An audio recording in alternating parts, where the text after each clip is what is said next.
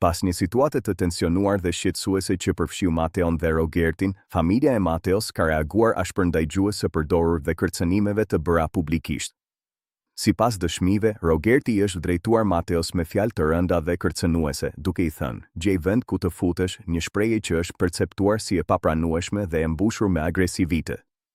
Familjarët e Mateos janë shprehur të tronditur dhe të indinjuar nga kjo sjellje, duke theksuar se një gjuhë e tillë vulgare dhe kërcënuese nuk përputhet me vlerat e tyre familjare. Në një deklaratë të tyre, ata kanë nënvizuar se dhuna, qoftë ajo verbale apo fizike, nuk ka vend në familjen e tyre dhe as në shoqërinë që ata përfaqësojnë.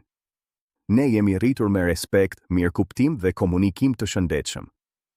Është e papranueshme që dikush të përdor kërcënime dhe fjalor të tillë ndaj një antari të familjes sonë", u shprehën ata. Sipas tyre, situata të tilla nuk duhet të normalizohen dhe është e rëndësishme që të jepet një mesazh i qartë kundër çdo forme dhune. Ata gjithashtu kanë bërë thirrje për qetësi dhe reflektim, duke kërkuar që konfliktet të zgjidhen në mënyrë paqësore dhe me dialog. "Besojmë se çdo problem ka një zgjidhje kur trajtohet me maturi dhe respekt. Kërcënimet nuk janë zgjidhje, por përkeqësojnë situatën dhe lëndojnë njerëzit", shtuan ata.